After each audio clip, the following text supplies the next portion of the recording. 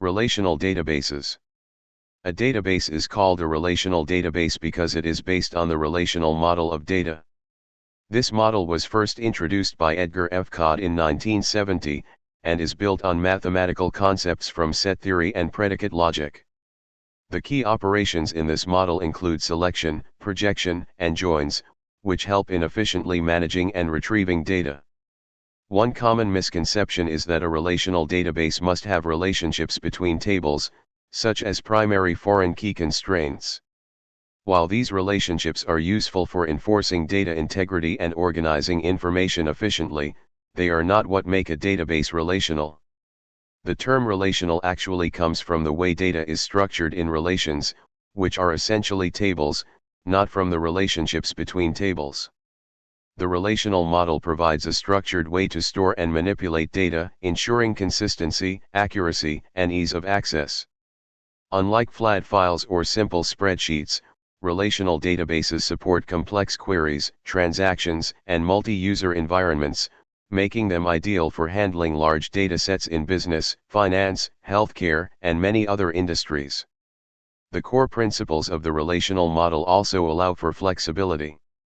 You can design a database with strong relationships between tables, or you can have a more loosely structured system where tables exist independently but can still be queried together using SQL. The relational model does not enforce strict relationships, it simply provides a framework that supports them. Understanding this distinction is important as you move forward in SQL. Whether you are designing a simple database, or working with complex data structures, knowing that relational refers to the mathematical foundation rather than just table relationships, will help you grasp the underlying logic of SQL queries and database design. Relational Databases Part 2. When working with a relational database management system, you cannot create a truly non-relational database within it. The system is specifically designed to follow the relational model, meaning that data is stored in structured tables, and SQL is used to manipulate and retrieve that data efficiently. While some NoSQL databases allow for more flexible, non-relational structures, a relational database management system is always built around relational concepts. That said, the use of primary and foreign keys in a relational database is optional. These keys are highly recommended for maintaining data integrity and establishing meaningful relationships between tables, but, again, they are not strictly required.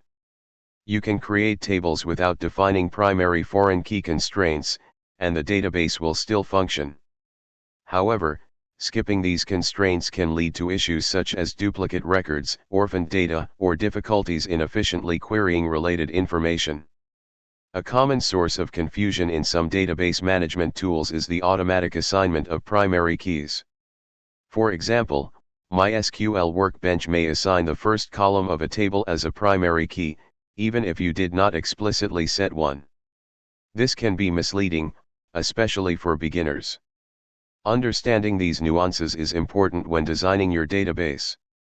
While relational databases provide a structured and organized way to store data, knowing which constraints and keys to implement, and when to override automatic settings, will help you create a more efficient and error-free system. Whether you strictly enforce relationships or opt for a more flexible structure, the relational model provides the tools to manage your data effectively.